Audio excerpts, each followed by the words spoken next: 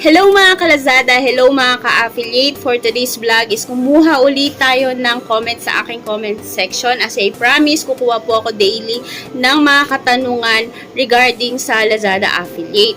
So yan mga kalazada, this video is para po dun sa mga co-affiliate po natin na nagtatanong regarding sa TIN ID. Ayan mga kalazada, ito po ay question mula kay Mother of 3 Kids. Ayan, sabi niya po dito, paano kung ibang address yung nakalagay sa TIN ID ko? Pwede lang ba yun?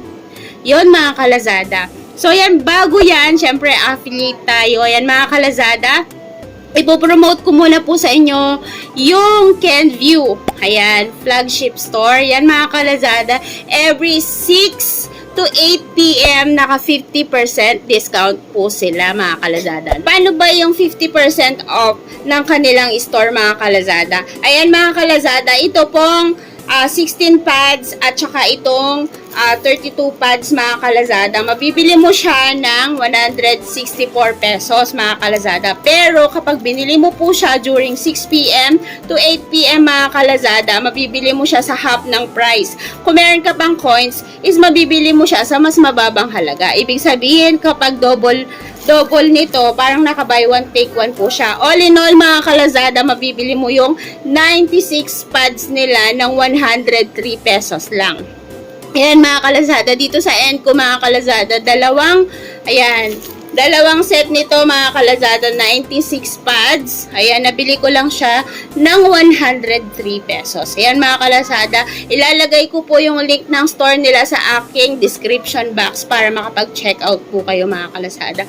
Also mga kalazada, available din po sa kanila yung Aveeno. Ayan, itong Aveeno baby shampoo mga kalazada.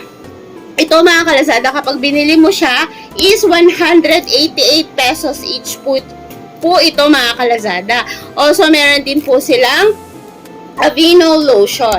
Kapag binili mo tong Aveeno lotion mga kalazada, 220 pesos po yung halaga nito. Pero kapag set po to, ayan, binili mo siyang dalawa, itong dalawa, dapat ang price po niyan is 408 kapag itong dalawa. Pero dahil naka 50% off po sila tuwing 6 to 8 p.m. mga kalazada, at matik na free shipping po yun, at makakales ka pa ng 61 coins mga kalazada.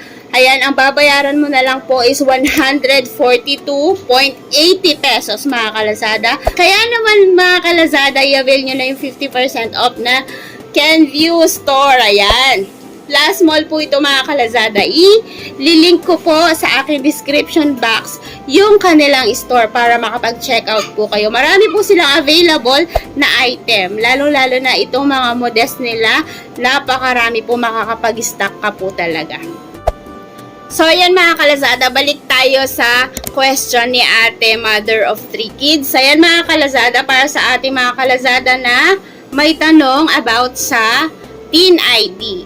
Ayan mga kalazada, unang-una mga kalazada, sa TIN ID, dapat meron po tayo talagang TIN ID. Ang gagawin po dyan kapag wala ka pang TIN ID, ang gagawin mo dyan is input mo muna yung TIN number mo.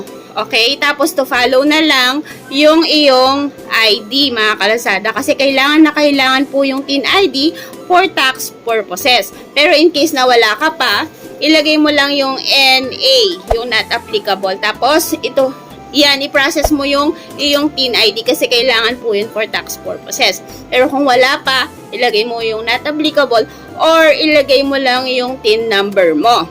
Okay? And then, mag-process ka ng iyong TIN ID. So, yun mga kalazada, para sa tanong ni ate, avoid getting rejected. Sabi niya po dyan, leaving your address blank is the top reason for rejection. Ayan, tapos eto, make sure to input your complete address when you fill up your general information. Your address needs to be the same as stated on your uploaded ID. Okay, sa case po ni ate, dapat ang susundin nyo pong address dyan is yung address po na naka-indicate doon sa iyong ID. Kasi Rejected po talaga yan kapag magkaiba. So, yun ate, payo ko sa'yo, sundin mo na lang yung address na nakalagay dun sa ID mo. Yun, para hindi ma-reject yung account mo. Ayan, kasi nakalagay po talaga dito yung reason mostly ng ating mga co-affiliate kaya na-reject sila is magkakaiba yung details. Ayan. So, ang gagawin mo dyan is same address doon sa iyong ID. So, yan mga kalazada ha. Also, kung wala kang ID, ilagay mo muna yung ID number mo. Kung wala ka pang ID number, ilagay mo yung not applicable muna. Pero, mag-process ka po ng iyong TIN ID kasi kailangan po yon for tax purposes. So, that's it for today's video. I hope, ayan, nasagot ko po yung katanungan mo ate.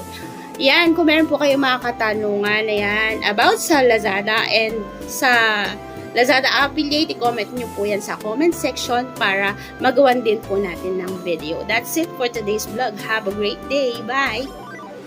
I know you're waiting till the morning comes my bed.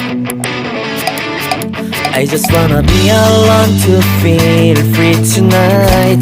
Told you so many times, don't wanna look back. Do I break your heart? What I feel inside, it burns me out. It just you wonder how I leave you. There's no tears, my love, I'll cries anymore.